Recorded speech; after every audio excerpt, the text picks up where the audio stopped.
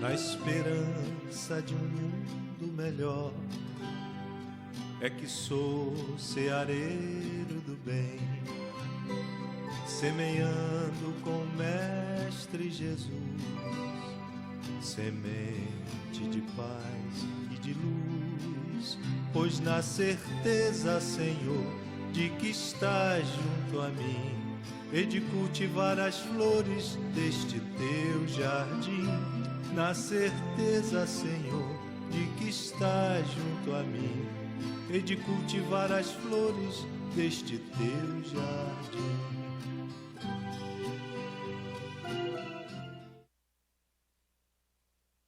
De abril de 1923. 3 de abril de 2019. Centro Espírita Trabalhadores de Jesus. 96 anos de fundação. Parabéns, CTJ. Parabéns, trabalhadores de Jesus. No dia 3 de abril de 1923, na cidade de Cabo Frio, Joaquim Carvalho de Santana, Antônio de Oliveira Gama, José Cupertino Santana, Pedro Guedes Alconforado e José Moreira de Loyola reuniram-se numa casa que, segundo contam, apresentava-se em mau estado e conduziram assim a primeira reunião espírita. Estava então fundado o Centro Espírita Trabalhadores de Jesus. E a luta estava só começando.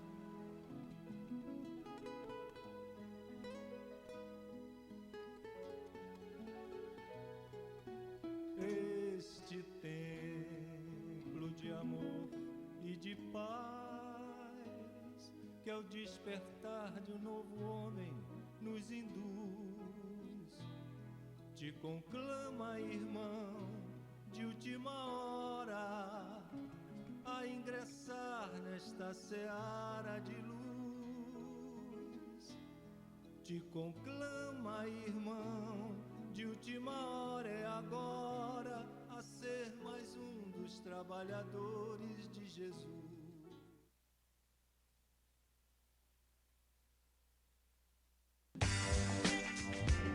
Você anda procurando óculos de qualidade, estilo e preço baixo? A loja certa para você chegou em Cabo Frio.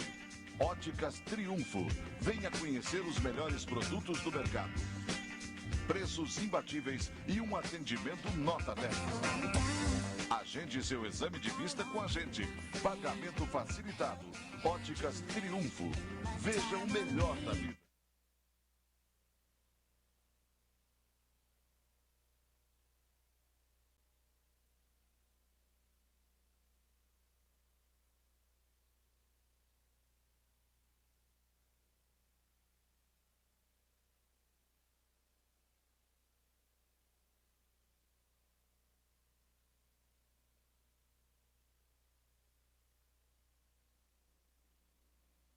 Boa noite, meus queridos amigos, irmãos.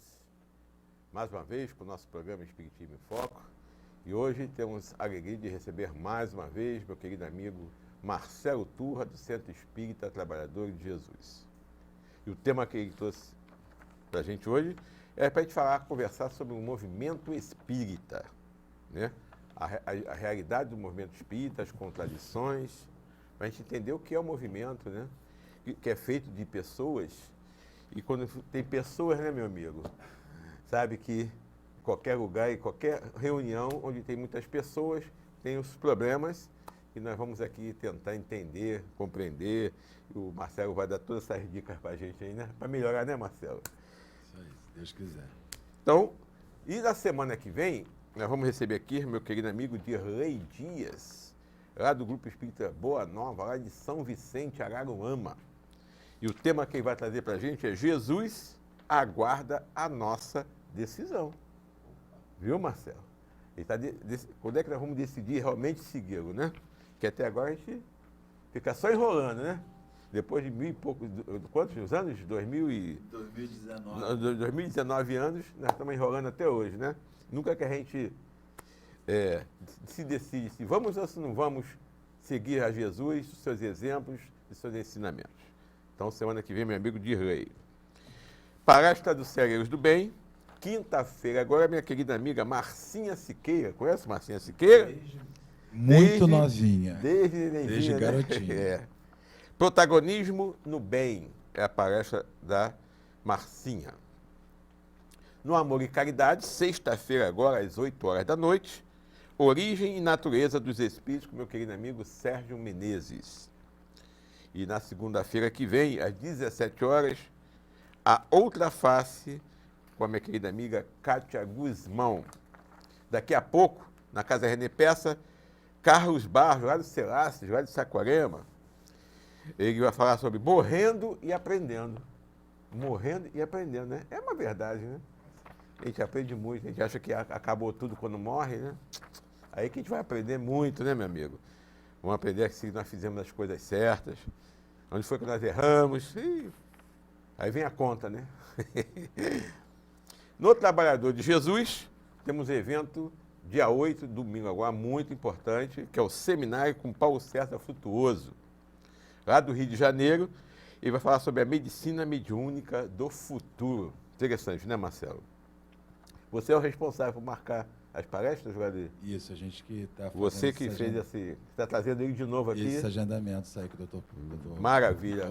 Quem já teve a oportunidade de assisti-lo, não perca. Eu só gostaria de reafirmar que ele vai vir. Isso é um livro. É o livro? É um livro, A Medicina Mediúnica do Futuro. Ele vai estar com os nossos companheiros lá do Rio, Iracema, do Pirambá, da livraria Seja. Vão estar aí com o livro, vai ter autógrafo. Maravilha. Finalizar, vai ser uma manhã bem bacana. Vai ser legal. E vai ter almoço depois, quando acabar o seminário. Vai ter um rodízio de massa. Almoçozinho do almoção. Mas o trabalhador não pode faltar, almoção, show de bola. Não pode faltar, né? A R$20. Isso aí. Isso é de manhã, 9 horas da manhã? De 9 às 12. De 9 a meio-dia o seminário. Tá. Ao meio-dia nós iniciamos o serviço de almoço. E às 18 horas tem palestra com a Sônia Rolim, né? Lá do SEAC, Oração, Recurso Espiritual Inigualável. Uma amiga querida, uma verdadeira fonte de amor, de informação. Sônia é muito amada, muito querida. Ela está aqui sempre com a gente. Na quarta-feira, quarta-feira agora, dia 4, Flávio Scali vai falar sobre visitas espíritas entre pessoas vivas.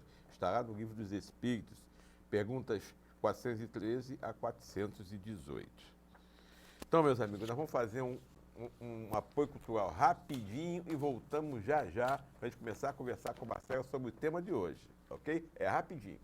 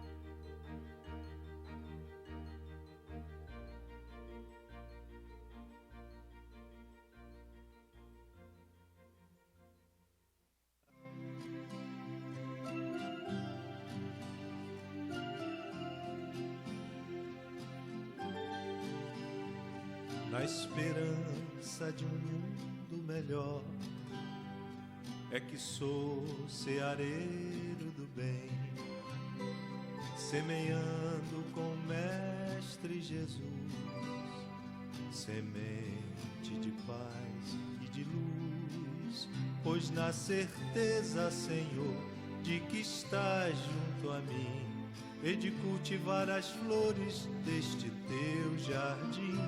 Na certeza, Senhor, de que estás junto a mim, e de cultivar as flores deste teu jardim.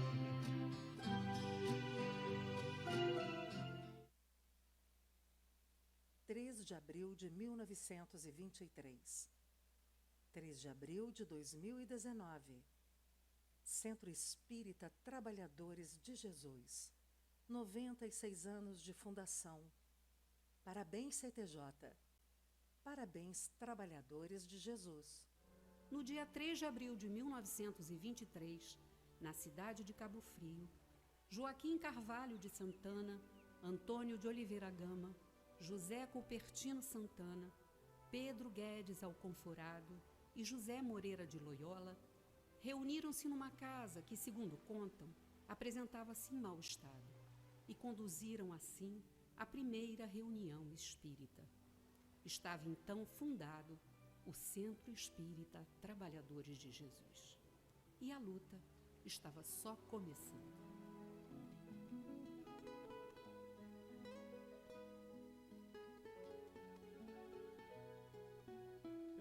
Este templo de amor e de paz, que ao despertar de um novo homem nos induz, te conclama, irmão, de última hora, a ingressar nesta seara de luz.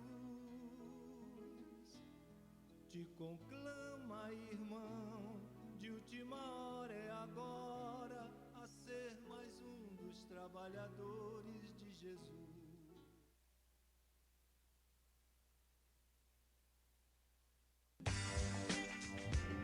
Você anda procurando óculos de qualidade, estilo e preço baixo? A loja certa para você chegou em Cabo Frio. Óticas Triunfo. Venha conhecer os melhores produtos do mercado. Preços imbatíveis e um atendimento nota 10. Agende seu exame de vista com a gente. Pagamento facilitado. Óticas Triunfo. Veja o melhor da vida.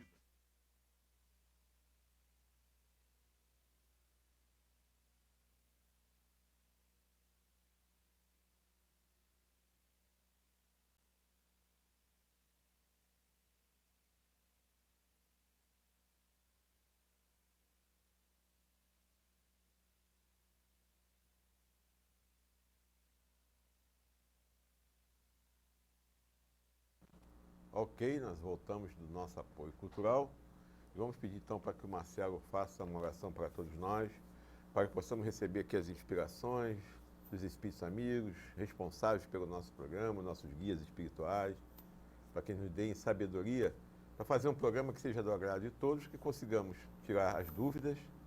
Caso você tenha dúvida, nosso WhatsApp aqui 999691632.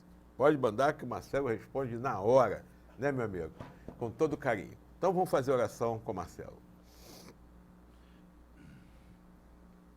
Amigos e amigas, meus irmãos que estão nos lares, nos seus ambientes de trabalho, amigos que se encontram agora voltando para sua casa, em um ônibus, acessando essa palestra, essa conversa pelo seu celular. Nós vamos agradecer a Jesus a grandeza da vida, a beleza dos dias que nós estamos vivendo. Vamos agradecer a Jesus, porque se não segue a vida da melhor maneira que nós queríamos, certamente é da maneira que nós temos necessidade, e certamente não fosse a misericórdia divina, seria muito pior. Obrigado, Jesus, por estarmos aqui com o nosso irmão Renato, com os espíritos amigos que nessa hora nos orientam, nos auxiliam. A bem da verdade, Senhor, eles que fazem, eles que realizam, e nós só somos os instrumentos. Envolva-nos, envolva o Renato, envolva a mim, envolva a este lugar, este espaço que nos acolhe, a fim de podermos fazer algumas reflexões que sejam úteis ao movimento espírita, que sejam úteis a nós outros, que seja útil a alguém, Jesus, é o que nós te pedimos.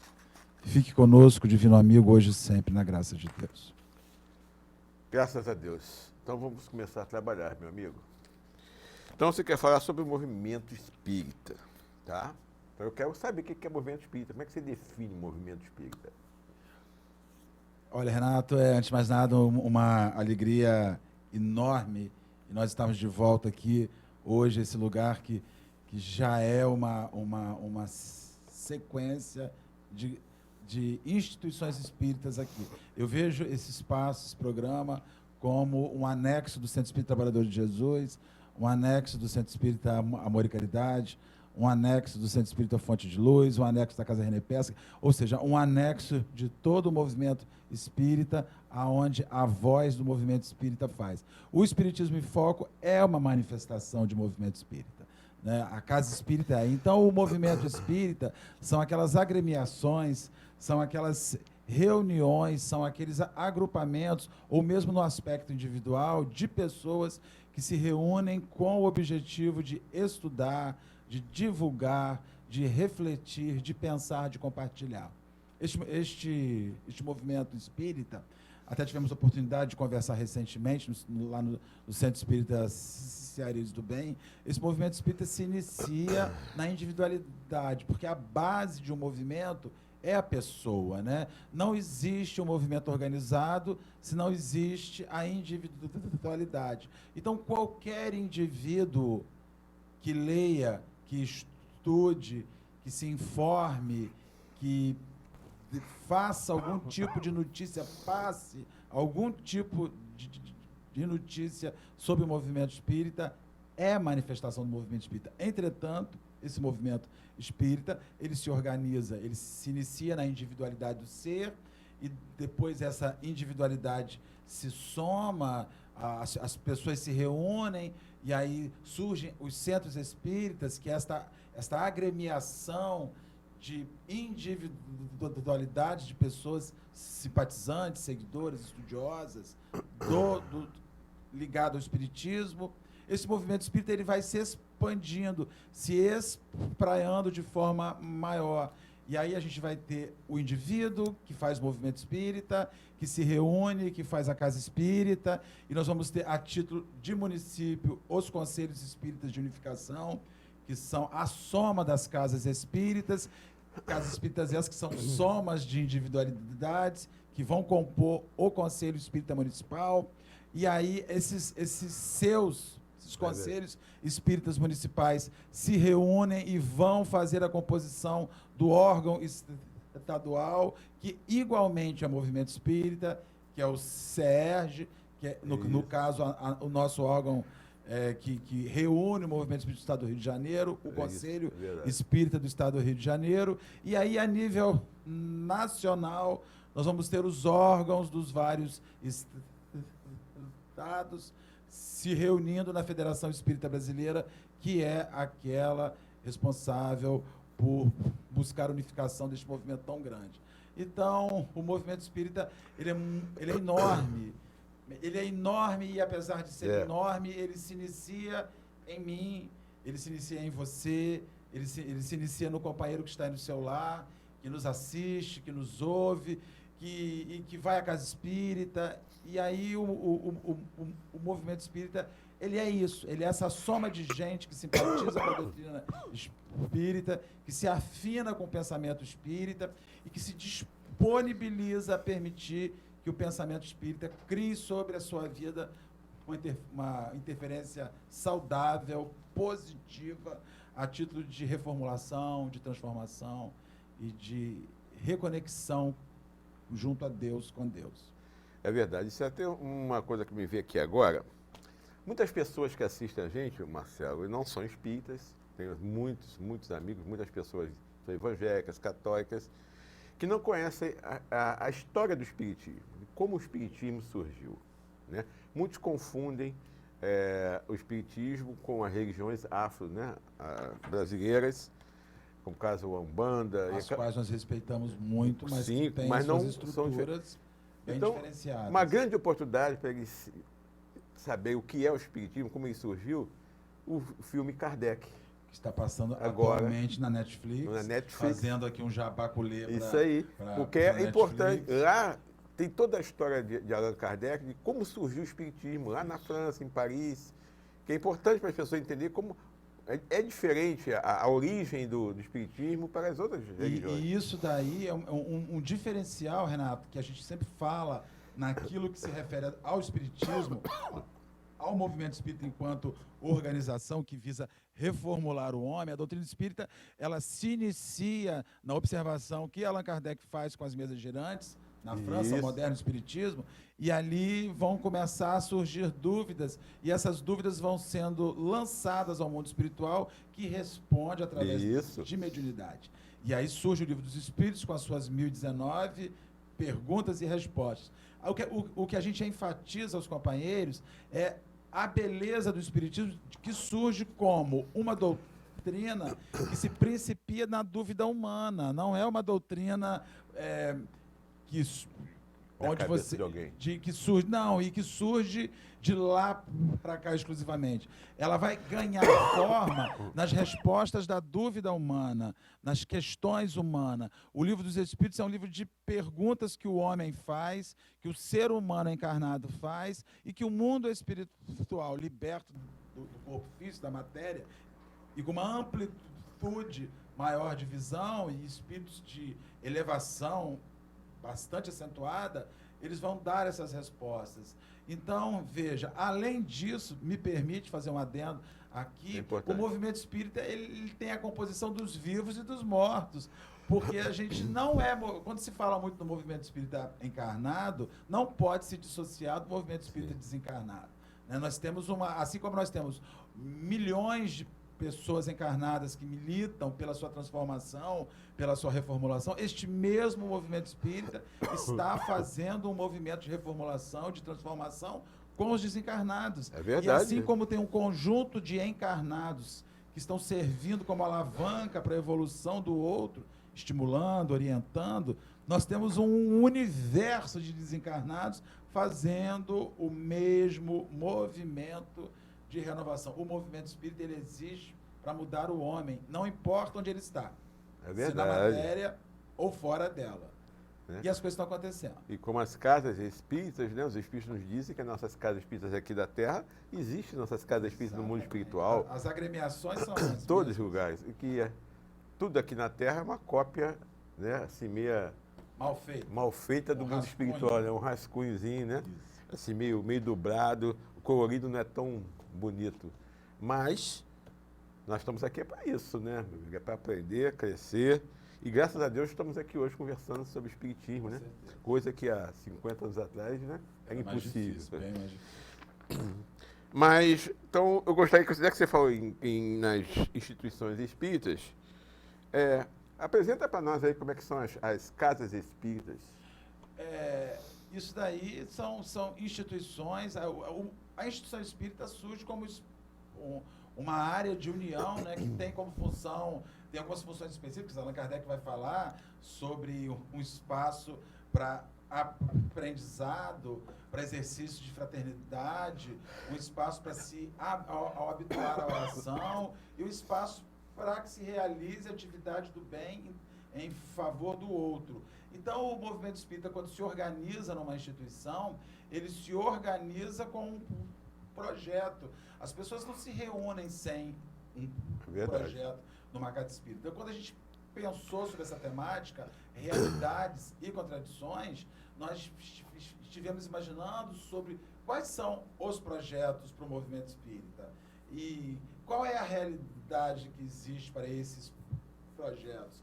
Quais são as contradições, aquilo que se choca com esses projetos, que tem uma ideia principal. Então, a Casa Espírita é essa reunião de pessoas, algo muito simples. Normalmente, as pessoas, quando elas vão à Casa Espírita a primeira vez, às vezes levando os marcas, alguns clichês de outros tipos de templos onde haja prática mediúnica, e elas se espantam com a simplicidade. O centro espírita é um lugar que não tem veste especial, não tem imagem, não tem ritos, não tem sacramentos.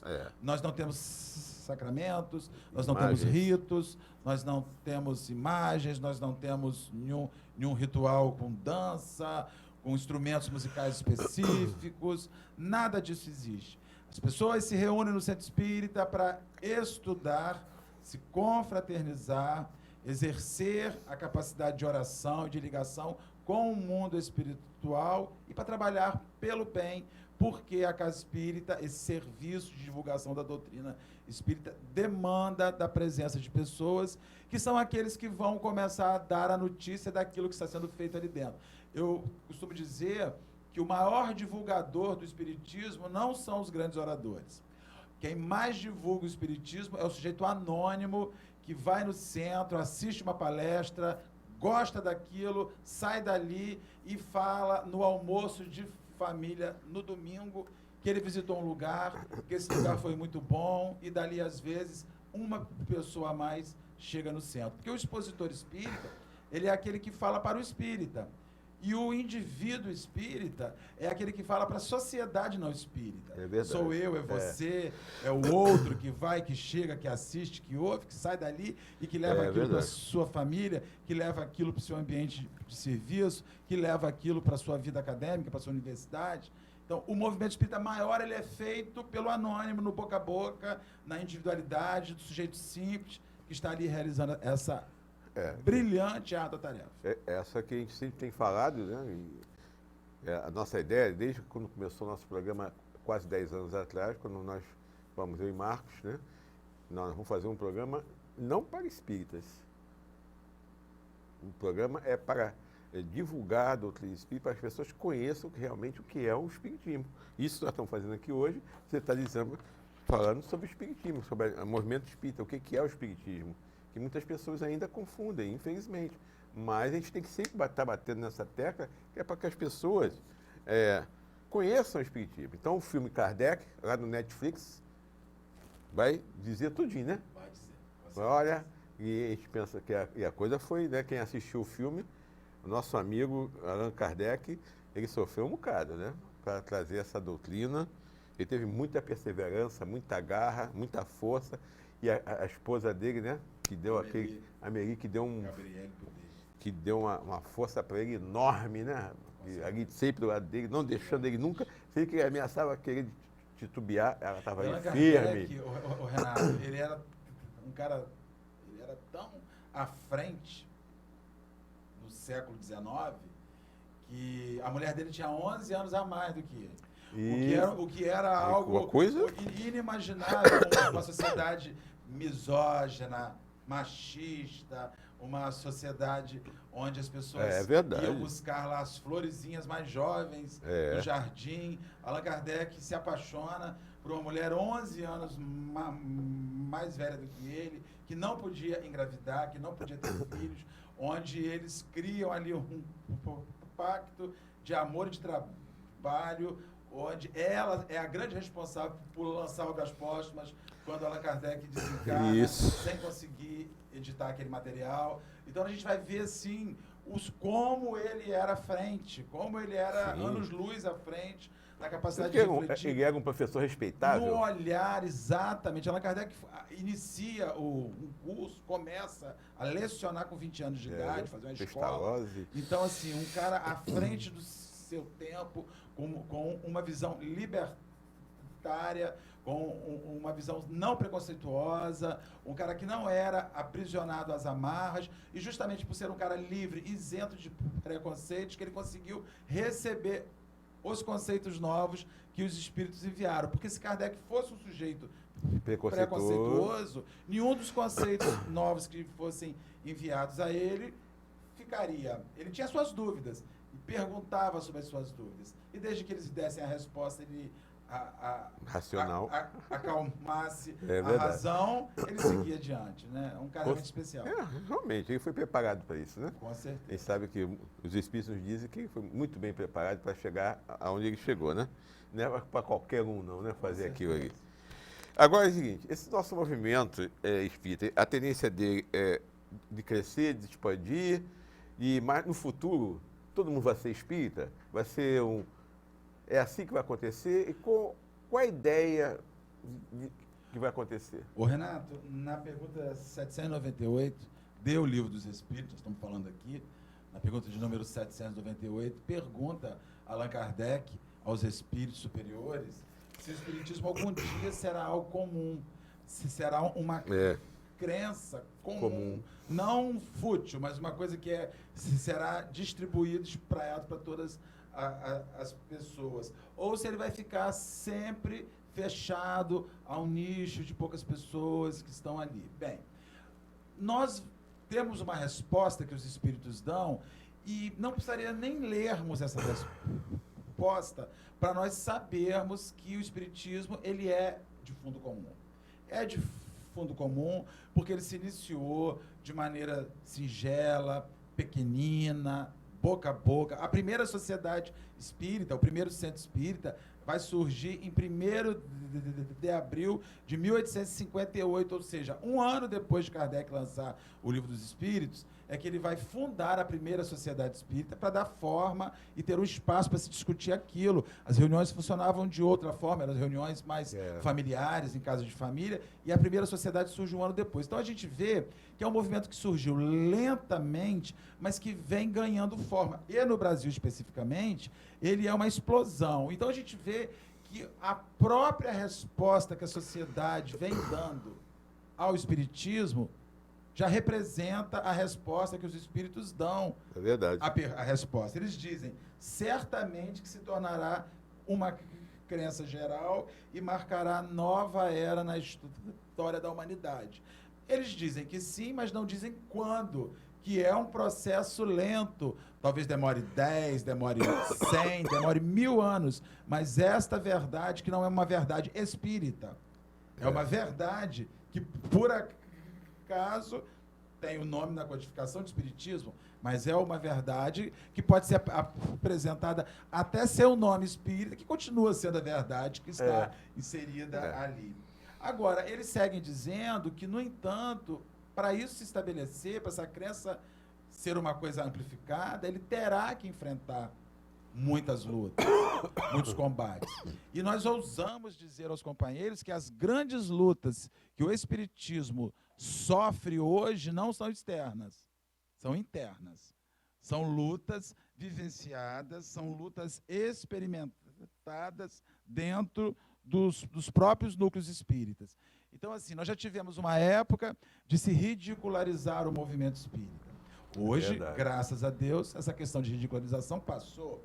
Mas nós estamos vivendo agora uma época de estabelecimento do movimento espírita entre os próprios militantes, entre os próprios indivíduos que fazem, para que esse movimento ganhe força, ganhe dureza, ganhe firmeza, consistência, para ele seguir adiante, semeando aí o espiritismo para quem quer que seja, e fazendo esse serviço de divulgação do Consolador prometido.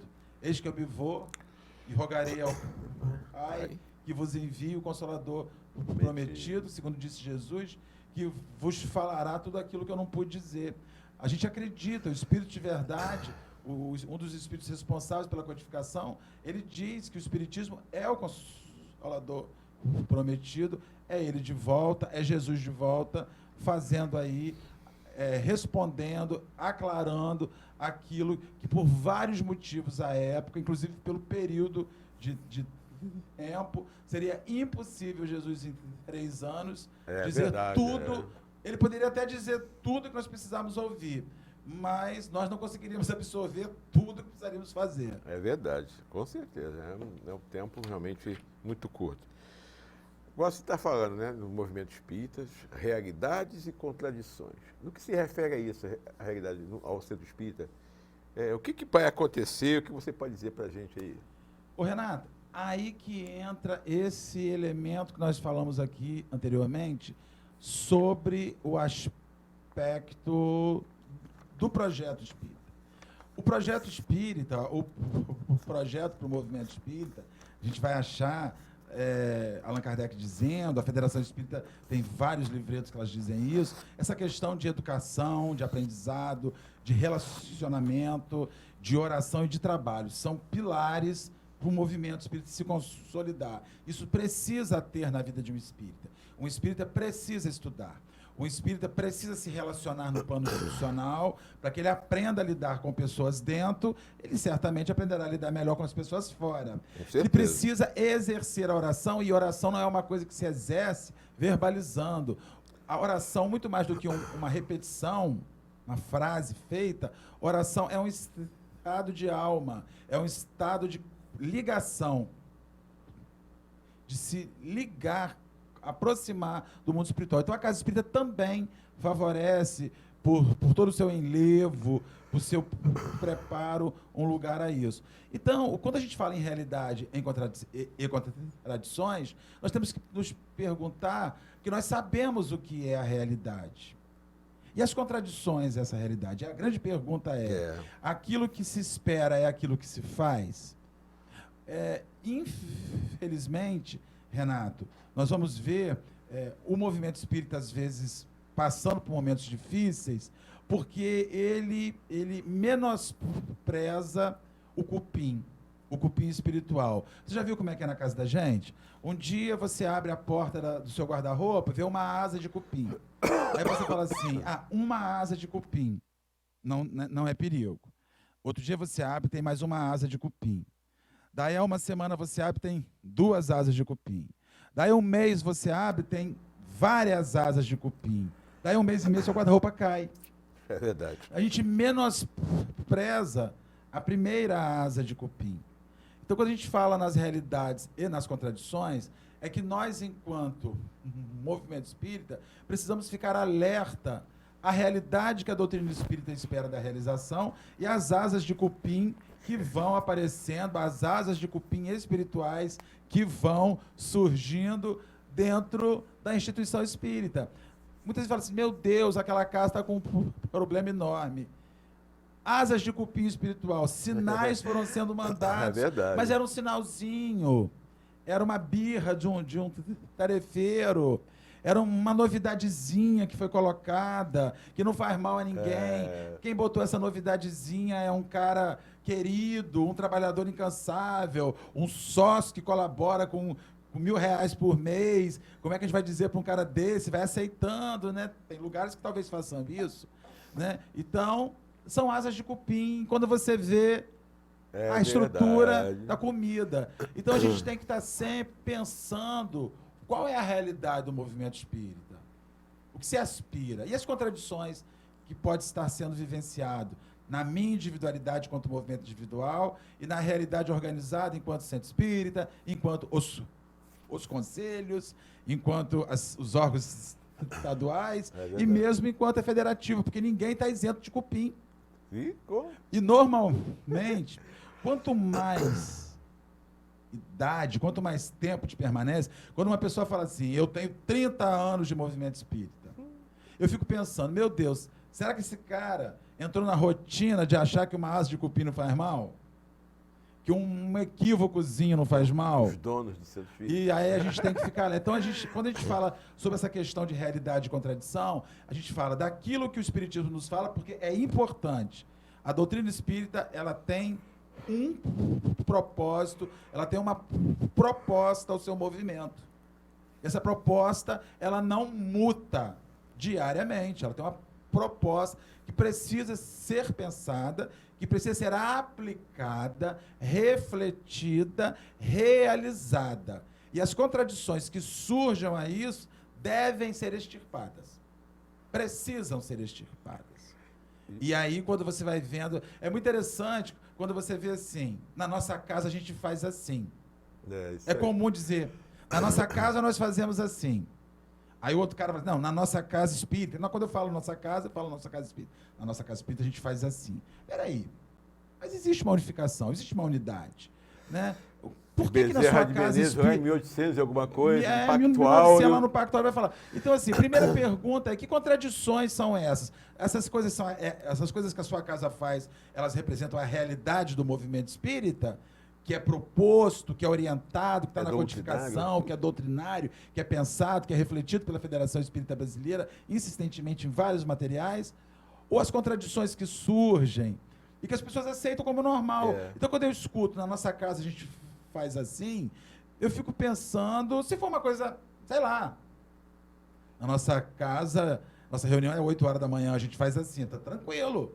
Abre às 8 horas da manhã, mas faça como se deve fazer, como o projeto da doutrina oferece. Existe um projeto. Não precisamos de novidade. O movimento espírita, a novidade que o movimento espírita precisa, minha gente, é a novidade de membros desse movimento espírita renovados. Essa é a novidade, que a parte velha a gente já sabe, é todo mundo igual, com poucas mudanças, com poucas transformações. Então a novidade que o movimento espírita precisa é a gente melhor. Isso é a novidade. Isso nas casas espíritas, você está falando, né? Que realmente, o Alamar que dizia muito isso aí, né? Cada casa tinha um tipo de espiritismo, né? Espiritismo à moda da casa, assim mesmo que ele falava. Espiritismo à moda da casa, ou seja, cada casa tinha isso aí que você falou. Agora, uma coisa que também que é importante, muito importante, em relação à difusão doutrinária. Né? Nesse sentido aí, quais são as contradições e as verdades aí, quais são as realidades que você encontra? Você, como você falou mesmo, que você faz palestra em muitos lugares, você vê muitas realidades, vê muitas contradições em relação à doutrina. Casa espírita, então, você sabe muito né? Como é que é a tua vivência, o que você acha que vai acontecer em relação a isso aí? A Federação Espírita Brasileira, ela lança, de 4 em 4 anos, um plano de serviço ao movimento espírita. Ela sugere olhar alguns pontos, alguns aspectos. Né? E entre esses pontos, ela fala sobre a difusão doutrinária, que é difundir o movimento espírita, é difundir o espiritismo por meio de estudo, de divulgação e de prática. As reuniões em grupos, as reuniões, as palestras públicas e os serviços assistenciais, que todos esses elementos são elementos que atendem à difusão de doutrina. Aí a gente precisa perguntar, quando vai se falar em difundir a doutrina espírita, se nós temos consciência, Renato, para quem a gente fala. Porque isso é o primeiro elemento. Isso é o diferencial na hora de aplicar o espiritismo. Não é mudar o espiritismo, mas é descobrir como você difunde o movimento espírita segundo o público que vai ouvi-lo. Então, o primeiro elemento é compreender que o espiritismo independe de classe social, cultural, econômica ou etária. O espiritismo é para pobre, é para rico, é para o culto, é para o culto, é para criança, é para o adulto. Qual é a nossa função enquanto movimento espírita organizado na arte e na prática de difusão de doutrina espírita? É saber para quem a gente fala e saber como a gente fala. Na verdade, o grande serviço de difusão espírita é o ajustamento da mensagem segundo aquilo e segundo aquele que vai ouvi-lo, certo? Não adianta eu usar um português rebuscado, elaborado, ortodoxo, se o público que me ouve é um público simples, de poucas letras, numa comunidade pobre, que não teve acesso a informação. Qual é a minha função enquanto um difusor de espiritismo ali? É pegar essa mensagem grande e fazer com que ela permaneça grande, mas seja compreensível e acessível. Nós vemos, Renato, isso é uma contradição. As casas espíritas, elas não se preocupam, elas nem se perguntam muitas vezes a quem elas falam. Quem vai ali? Quem está ali? Né? Nós temos que ver que aquele companheiro, que a infância precisa acessar o espiritismo, precisa acessar a reencarnação, precisa acessar a comunicação com os espíritos, precisa acessar a reforma íntima, precisa acessar mediunidade, e que o assistente, aquele que está na assistência social, que é pobre, que vai lá receber a cesta básica, também precisa acessar a reencarnação, também precisa acessar mediunidade, também precisa acessar a reforma íntima, também precisa acessar a obsessão. Muito interessante quando se tem o trato com o miserável, com o pobre que vai à casa espírita, né? Ele mora numa comunidade. O tiro come a noite inteira. O neto dele está na cadeia. O filho dele está preso. Não sei mais quem foi assassinado. E ninguém fala em obsessão com essa pessoa que está num plano de obsessão gravíssimo. Está sofrendo todos os assédios perturbadores possíveis. É o assédio da insegurança, é o assédio da ansiedade, é o assédio do medo, é o assédio do horror de ver sua família ser dizimada pela violência urbana, e a gente olha para o obsidiado que chegou vestidinho, bonitinho na casa espírita, e numa contradição, não olha para aquela pessoa que está nas suas lutas econômicas, mas que também está nas suas lutas existenciais. É complexo. É verdade. Quando você quer difundir espiritismo e quer ripar ele por cima. A boa difusão espírita, a grande difusão espírita, é aquela difusão que pega a mensagem original e ajusta o seu conteúdo segundo o ouvinte, segundo aquele que está ali para isso. Não importa se ele é pobre, se ele é rico, se ele é analfabeto, se ele é culto, se ele é uma criança, se ele é um adulto, se ele é um senhor. Isso não importa. Então, o primeiro elemento de realidade é perguntar: o meu centro espírita, o movimento espírita que eu faço, fala para toda a gente? Isso é importantíssimo. Fala para toda a gente? Isso é uma realidade. Fala para todo mundo? Ou ele fala só para aqueles que eu acho que é mais fácil falar? Né? Isso é uma grande indagação que nós temos que fazer enquanto movimento. Né? Eu estou falando para todo mundo? É muito interessante. Eu uso sempre um exemplo. Nós estamos, às vezes, na casa espírita em atendimento fraterno. Chega uma pessoa lá que perdeu um filho à morte. Morreu o filho. A gente faz atendimento, faz toda a orientação, fala todas as questões, saímos dali. Saímos do centro espírita, passamos pela rua, vemos um morador de rua, pegamos, ajudamos ele, e aí, de repente, você senta com essa pessoa e, por um motivo, sente o impulso de perguntar: mas você está na rua por causa de quê? Aí ele vai falar assim: desde que o meu filho desencarnou, eu perdi o sentido da vida. A minha pergunta é: você faz com essa pessoa o mesmo que você fez no centro espírita? A mesma orientação sobre a pré-existência, a vida após a morte, as questões de reparação, se a pessoa quiser ouvir. Então, assim, eu falo para todo mundo ou eu falo só para o nicho? Difusão espírita precisa entender isso. Sair das paredes. Sair, que fique ali nas paredes, sim, mas que quem estiver na parede entenda. Essa é a grande complexidade da difusão espírita hoje, é ajustar a grandeza da doutrina espírita para todos os ouvidos. A nossa função só é essa, não é reinventar o espiritismo. Não. É ajustar esse gigantismo, essa coisa gigante, a todos os ouvidos. É verdade. E tem muita gente aí querendo inventar, né? Dizendo que Kardec está ultrapassado, um novo espiritismo. Então, umas ondas aí que realmente a gente fica assim, hã? Agora uma coisa, você falou da unidade doutrinária. Isso já é uma realidade? Precisa ser uma realidade, né? Porque a mesma federação, ela diz que você só consegue unidade doutrinária se o norte da sua difusão for Allan Kardec. Sim. Allan Kardec é o norte da difusão doutrinária. Allan Kardec compõe a base do espiritismo. Nós temos profundo respeito, profundo afeto, profundo amor, profunda emoção quando nós lemos espíritos que compõem a obra subsidiária, complementar. Né? Não precisamos nem citar espíritos, né? Mas nós temos profundo afeto a isso. O que está acontecendo hoje, que a unidade de uma casa espírita, ela surge de Allan Kardec. Quando nós começamos a dirigir uma instituição espírita com base no pensamento subsidiário, porque o pensamento daquele espírito tal, por maior que seja ele, por mais robusto seja ele não representa o cerne, a base da codificação. A base da codificação são as 5 obras de Allan Kardec. O Livro dos Espíritos, o Evangelho segundo o Espiritismo, o Livro dos Médiuns, o Céu e o Inferno e a Gênese. Ali está a base kardeciana. Nós podemos tirar todos os outros livros.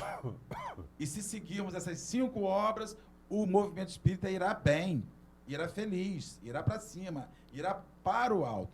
Então, assim, quando você fala em unidade, você fala no movimento espírita que está fundamentado em Allan Kardec.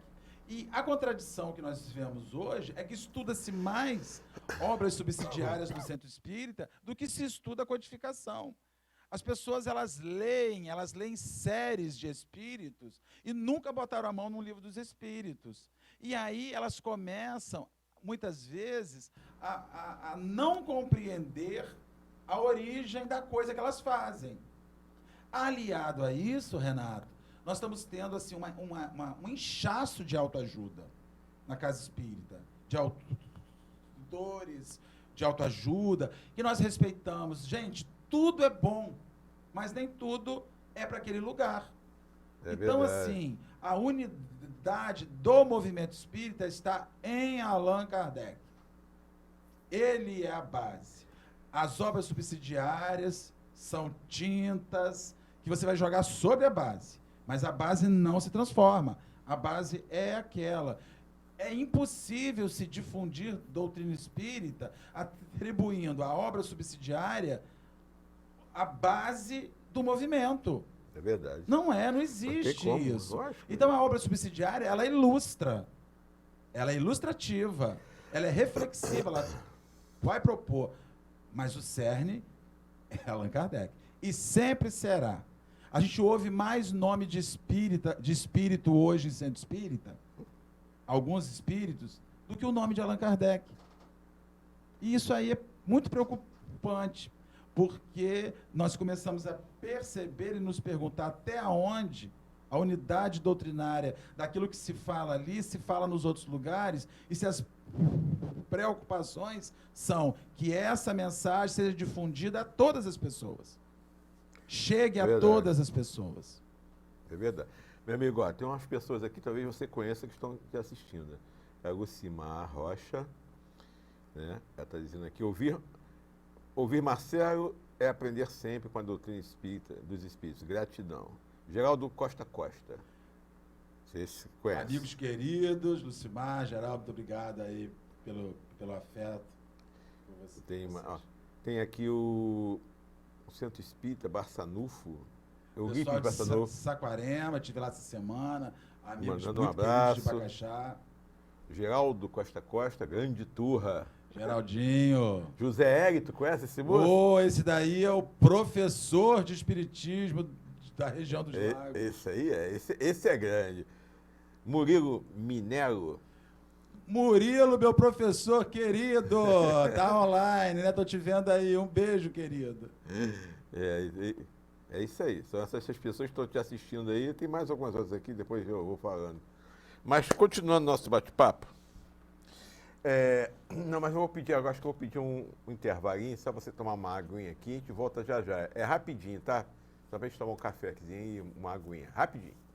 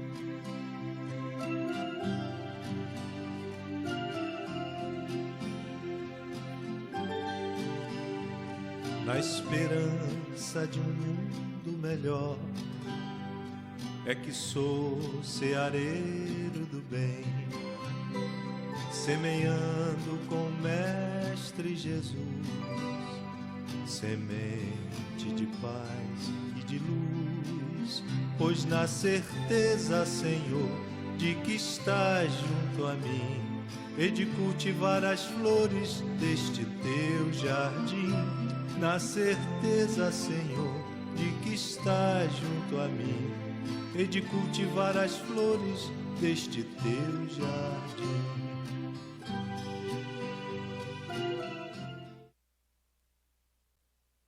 De abril de 1923. 3 de abril de 2019. Centro Espírita Trabalhadores de Jesus. 96 anos de fundação. Parabéns, CTJ. Parabéns, trabalhadores de Jesus. No dia 3 de abril de 1923, na cidade de Cabo Frio, Joaquim Carvalho de Santana, Antônio de Oliveira Gama, José Cupertino Santana, Pedro Guedes Alconforado e José Moreira de Loyola reuniram-se numa casa que, segundo contam, apresentava-se em mau estado e conduziram assim a primeira reunião espírita. Estava então fundado o Centro Espírita Trabalhadores de Jesus. E a luta estava só começando.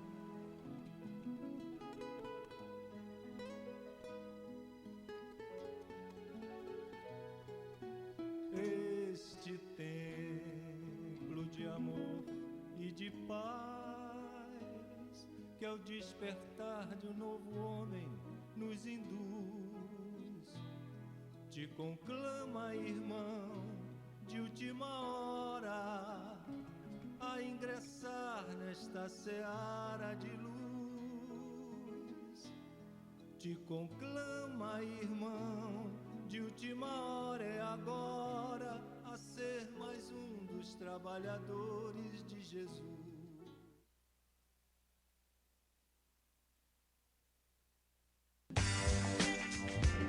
Você anda procurando óculos de qualidade, estilo e preço baixo?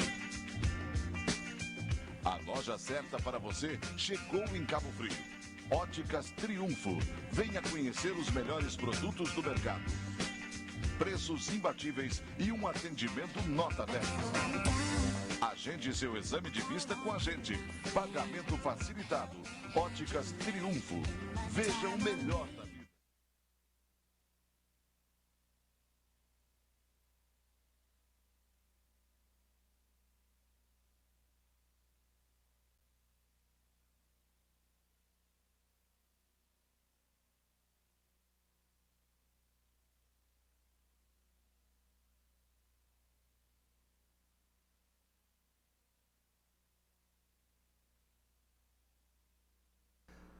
Voltamos do nosso apoio cultural.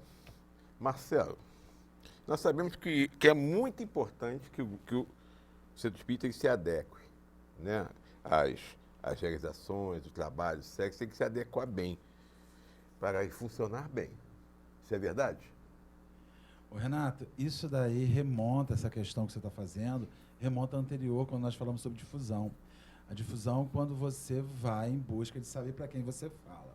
Uma questão que precisa ser observada e que a gente está sempre olhando muito isso no Centro Espírita é para quem eu falo e se a minha instituição espírita ela está ajustada para aquele público, para aquelas pessoas. Então, ajustar uma casa espírita a um público, ajustar uma casa espírita de forma administrativa, de forma organizada, de forma ao seu espaço físico, para bem atender as pessoas. Então, assim, isso é uma preocupação. Quando você olha para o espaço físico, você quer ver uma coisa? Comum, assim, pessoas que fazem salas de reuniões exclusivas. Na nossa casa espírita, nessa sala, ninguém entra, que é só para isso. Nossa casa espírita, essa sala é só para isso, essa sala é só para isso. Aí a casa começa a expandir, a chegar outras pessoas, a ampliar o público para uma outra atividade para a qual aquela sala não está reservada. Infelizmente, não dá, tem que se adequar. Aquela sala, para aquela tarefa, precisará estar aberta, porque os espíritos não são snobs. Eu acho muito interessante quando as pessoas ficam assim, olha, isso daqui está tudo preparado. Eles preparam de novo, porque aquilo ali existe para servir ao humano, sabe? O centro espírita, a instituição espírita, é uma agremiação de encarnados e de desencarnados que estão ali ligados aos encarnados. Então, é um espaço que precisa estar adequado ao serviço a quem chega. Sim. Então, você tem que se perguntar, o que eu vou fazer aqui? Quais são as adequações físicas que eu preciso fazer aqui? Quais são as adequações financeiras que nós precisamos no plano organizacional para que a nossa casa funcione? Costuma-se dizer assim, nós não podemos falar de dinheiro no centro espírita. Mas não é dinheiro na doutrina espírita, é dinheiro na prática da vida. O centro espírita tem energia elétrica, o centro espírita ele tem água, o centro espírita tem material de limpeza, tem papel higiênico, tem sabão, tem um detergente na cozinha. O centro espírita, então, ele precisa, essa adequação precisa ser refletida. Quando a gente fala em divulgação e difusão, nós estamos falando em sequência no preparo de um espaço que precisa ser mantido e ser ajustado ao tipo de trabalho que ele vai realizar, ao tipo de prática que ele vai realizar, sempre prática essa que tem como norte, como orientação, o espiritismo de Allan Kardec, aquele que os espíritos enviaram por Allan Kardec. Então, essa adequação, ela versa sobre isso, né? Precisa organizar a instituição. Então, é preciso que a gente sente e pense o caminho que nós estamos indo e o que nós precisamos fazer para que esse percurso ocorra, para que esse caminho ocorra e nós possamos chegar a bom termo. Não se faz uma casa espírita cumprir todas as suas funções se não se ajusta a ela. Se não se adequa a ela para aquilo que ela propõe, né? Então, por exemplo, moramos numa cidade muito quente, temos um salão apertado, temos que pensar numa janela, temos que pensar no ventilador, temos que pensar em algo que adeque, que promova o bem-estar daquelas pessoas ali. Isso não é pecado. Isso não é zelo, isso é ajustar o espaço para permanência por 1 hora, por 2 horas, ou por mais, para aquilo ali. Sempre olhando o nosso público, sempre olhando a nossa realidade, sempre olhando quem vai ali, sempre olhando... por exemplo, se você está numa comunidade que é muito carente e que passa necessidade de alimento, de repente, sua casa espírita precisará ser adequada a ter uma cozinha que possa fornecer algum tipo de refeição enquanto faz a reunião, enquanto faz espiritismo. Isso é uma adequação a um público. Isso é uma adequação a uma demanda de caridade material. Sensibilidade. É essa sensibilidade. As pessoas falam muito assim, sobre a parte assistencial. É óbvio que o serviço assistencial de uma casa espírita lá na Dinamarca é totalmente inexistente na relação... É outro tipo de assistência social. É outro tipo de atividade social num país onde não há, pelo menos a olhos vistos, linha de miséria semelhante às nossas aqui no Brasil. Com certeza. Então, isso é uma adequação. Agora, o brasileiro vai sair daqui, vai querer fazer um sopão da Dinamarca? Não vai. Ele pode até fazer a título de confraternização e de vender. Cesta básica não vai, não funciona. O Estado nada a ver. Mantém. Então, isso é uma adequação. Adequação é você olhar para a sua instituição e pensar o que ela precisa para difundir de melhor forma todos os projetos espíritas que o espiritismo insufla, estimula, que possa estar acontecendo ali. É verdade. Uma outra coisa também que a gente acha que é importante, acho que todo mundo que nos assiste, os espíritas, sabemos que multiplicar as casas espíritas é muito importante, não é? Não é uma necessidade? É uma necessidade. Agora eu pergunto, e como é que nós podemos pensar nessa realidade? Como você falou nas possíveis contradições, qual o perigo que tem isso aí? A gente quer ampliar, abrir um monte de casa para manter essa unificação. Renato, o elemento mais complexo na multiplicação de casa espírita, a gente vai até usar uma analogia. Quando você realiza o ato sexual, fecunda um óvulo, quando um espermatozoide fecunda um óvulo, cria um ovo, né? Ali ele inicia uma vida. Sim. Então, o que aquela vida vai fazer? Ela começa a se multiplicar em células até que ela ganhe uma forma robusta. Verdade. Isso é um crescimento saudável. Agora, se você pega um graveto de 1 metro, seco, e quebra ele para ter 2 gravetos, você tem um trauma, né? Você tem um trauma, você tem 2 partes. Você não tem uma parte só que se multiplicou. Quando nós falamos de movimento espírita hoje a título de realidade, a grande realidade é: nós precisamos expandir casas espíritas, mas que elas não surjam de traumas. Para que elas não venham de traumas, para que elas não venham de rachas, de cismas, onde ao invés de nós termos uma expansão, nós temos uma quebra. Nós temos animosidade, nós temos a birra, nós temos a pirraça com os companheiros que ficaram, nós temos muitas vezes o ódio, nós temos o distanciamento. Aqueles companheiros que foram nossos irmãos por 20 anos, de uma noite para o dia, passaram a ser indiferentes à nossa vida. Aí nós vamos fundar um outro centro espírita. Agora eu pergunto para os companheiros, isso até me deixa muito quente, acalorado, com vontade de me levantar. Como é que se cria uma obra em nome de Jesus, fruto de um trauma? Fruto de uma quebra. Aí não unifica. Não existe unificação, existem os gravetos divididos. E nós não queremos dividir. Então, quando você fala em corpo, e a doutrina espírita ela é um corpo, ela é forjada a partir de células que se multiplicam sem trauma. Quando a gente vê hoje, a grande contradição do movimento espírita é que você pega um conjunto de casas espíritas mais recentes e vê que elas são frutos de trauma, de quebra, que elas surgiram fundamentadas num racha, num quebra, e que isso não é cristão, isso não é saudável, isso não é promoção do bem. Por quê? Quando você planta algo que vem de um trauma, quando você inicia algo que vem de um trauma, você dá notícias à sociedade que o trauma deu origem àquilo, que o trauma gerou aquilo, e nada que surge de uma quebra é bom. Com certeza. Nada que surge de uma quebra, de uma fratura, de um racha é bom. O que nós precisaríamos é sentar e dizer assim: olha, naquele bairro X está precisando de um núcleo espírita. Eu estou disposto a ir para lá. Conto com o apoio de vocês? Lógico. Isso é uma expansão. Isso é um movimento celular de ampliação.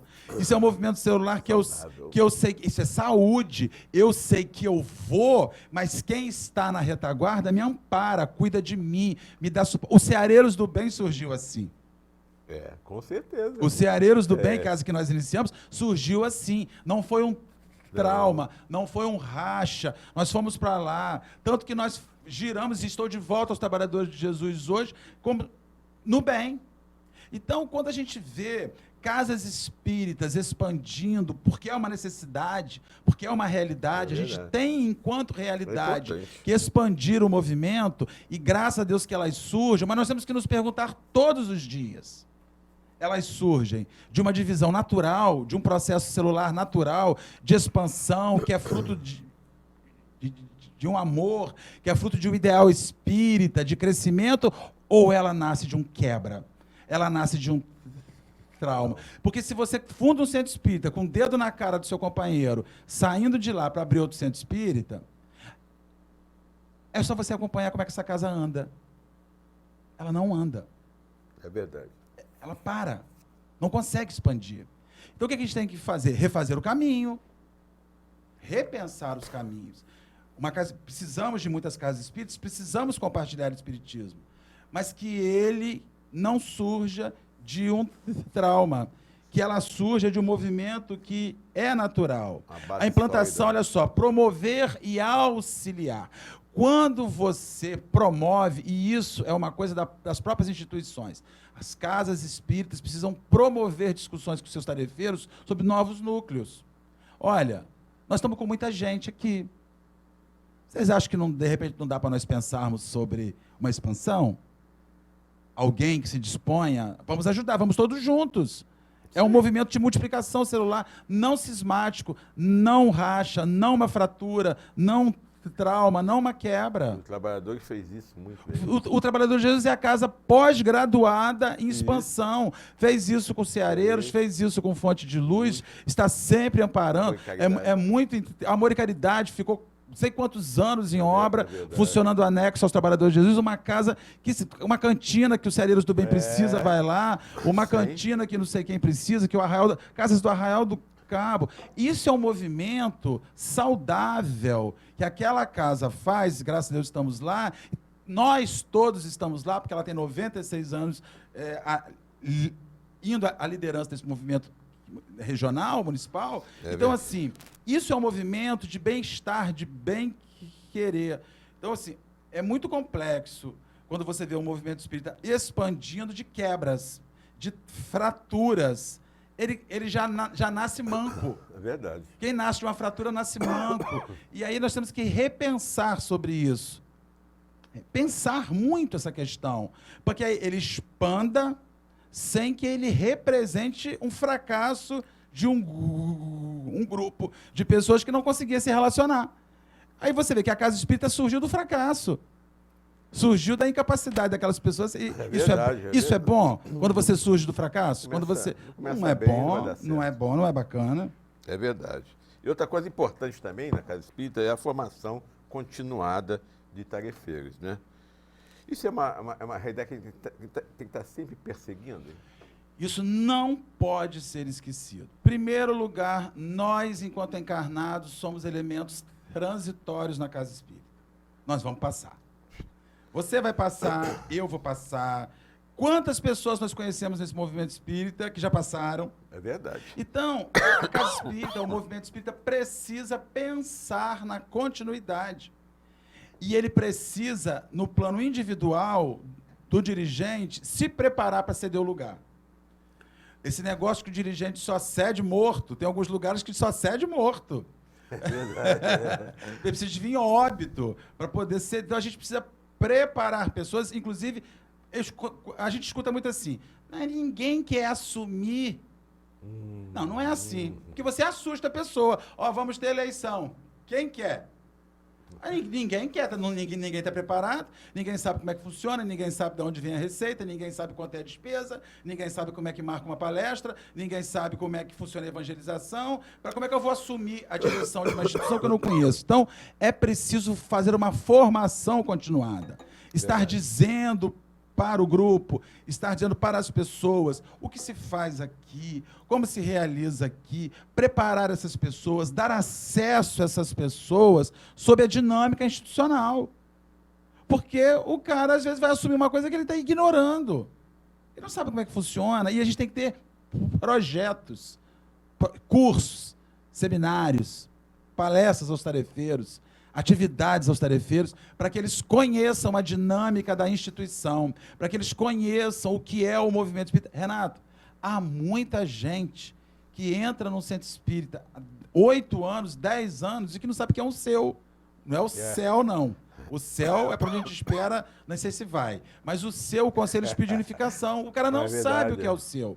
Agora, da mesma forma, é preciso que os órgãos municipais cheguem junto da casa espírita, para que as casas espíritas conheçam quem são essas pessoas. Então, assim, há toda uma contrapartida de aproximação que precisa se ter para que as pessoas fiquem próximas umas das outras. Então, assim, quando a gente fala em formação, é que as pessoas saibam o que se faz ali, conheçam o que se faz ali, e que se prepare pessoas para fazer aquilo ali. Com certeza. Que se organize, se prepare pessoas para fazer aquilo ali. Quando eu fui presidente do Centro Espírita, fui por osmose, aprendendo no tapa. Depois, quando você assumiu, a gente já teve uma parceria junto e foi tudo muito mais tranquilo, e depois os outros foram assumindo e com uma tranquilidade muito maior. Não havia nenhuma novidade, mas a preparação. Então, assim, se a gente não prepara, vamos estar sempre com esse discurso, ninguém quer assumir, ninguém quer o compromisso. Mas prepare. Pergunte a quem quer. Olha, vamos começar a preparar pessoas para funções de direção. Chegue aqui. É simples. Com certeza. E na sociedade, qual a importância da casa espírita, amigo? Olha, Renato, o centro espírita, segundo eu volto a dizer, uma colocação anterior, ele é um lugar que ensina o exercício de fraternidade. E quando você aprende a se relacionar confraternativamente na casa espírita, quando você aprende a estudar, vai conhecer, quando você aprende a servir na instituição espírita, você começa a descobrir a possibilidade que você tem de servir na sociedade civil, sem que para isso você tenha que ter algum vínculo efetivo, empregatício ou eletivo. As pessoas, elas servem muito à sociedade, quando assim, eu fui eleito para a Associação dos Moradores. Você é um exemplo disso, não é porque eu estou na sua presença.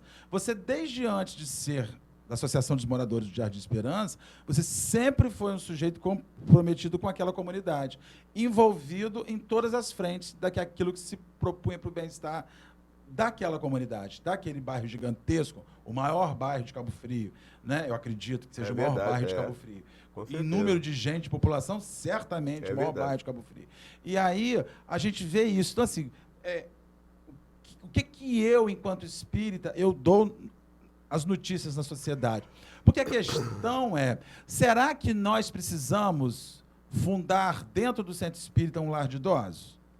Lar de idosos dos trabalhadores de Jesus. Nós temos o lar de Cidinha, que é do movimento da Igreja Católica, mas que não nega a ajuda de ninguém. Tem o GAI. O GAI, de apoio ao idoso, um grupo de apoio ao idoso. Nós temos vários lugares que nós podemos dizer assim, olha, eu estou com a minha segunda-feira livre, eu estou com um sábado livre por mês, para ir varrer um chão, mexer numa ficha, fazer. Isso é um envolvimento social. Renato, às vezes o município faz chamadas públicas sobre assuntos ligados ao meio ambiente, assuntos ligados a questões severas da sociedade, né? Que a sociedade, ela é chamada a discutir aquilo. Verdade. O espírita tem que ir, ele tem que saber daquilo, tem que dar um jeito de chegar lá. Eu me penitencio muito, porque eu vou pouquíssimo, mas a gente recebeu notícia, porque nós temos que lá dar a nossa participação. O espírita precisa. Então, enquanto o movimento espírita, que só funciona muito, muito legal em uma caixinha, o espírita não pode ser uma caixinha. Né? Eu funciono muito bem na caixinha. Quando a sociedade me chama para fora da caixinha, eu não sei, eu sou omisso, eu não vou, eu não participo. Então, isso é um elemento de divulgação, de difusão de espírita. Eu volto à questão inicial. Um bom espírita, inserido ativamente na sociedade, divulga mais o espiritismo que um grande evento espírita com 2.000 pessoas. Porque aquelas 2.000 pessoas que estão lá são espíritas. É verdade. E aí você vai, na sua individualidade, fazer o seu ofício social, todo mundo fala assim, poxa, aquele sujeito que está ali, não falta, é gentil, é educado, é do bem, é uma pessoa de valores morais. Qual é a religião dele? Espírita. Às vezes um grande evento não anexa um novo participante. E às vezes a individualidade na prática social cotidiana está chamando gente o tempo inteiro para o centro. É verdade. É um amigo que você leva porque gosta de você, porque vê o que você é. A gente precisa vir para a sociedade, mostrar a cara da gente. É assustador. Tem horas que isso é assustador. Isso aí, essa conscientização, graças a Deus, eu tenho. Sempre tive, né, de sair da casa espírita, participar da comunidade, da sociedade e fazer procurar aquilo que eu posso fazer e continuo fazendo até hoje e vou continuar fazendo até quando eu tiver força para fazer. Agora, nós já estamos terminando o nosso programa. Então, finalizando, qual é a realidade que se deve perseguir no espiritismo para que ele cumpra a sua função entre os homens? Para fechar agora. Você vai me permitir, nessa resposta, ler uma frase do Espírito Fenelon, que está em O Livro dos Espíritos, na questão 917. Fenelon vai dizer o seguinte: o dia que for bem compreendido e identificado com os costumes e as crenças, o Espiritismo transformará os hábitos, os usos e as relações sociais. qual o grande objetivo que se aspira, que se espera para a realidade do movimento espírita, sem as contradições?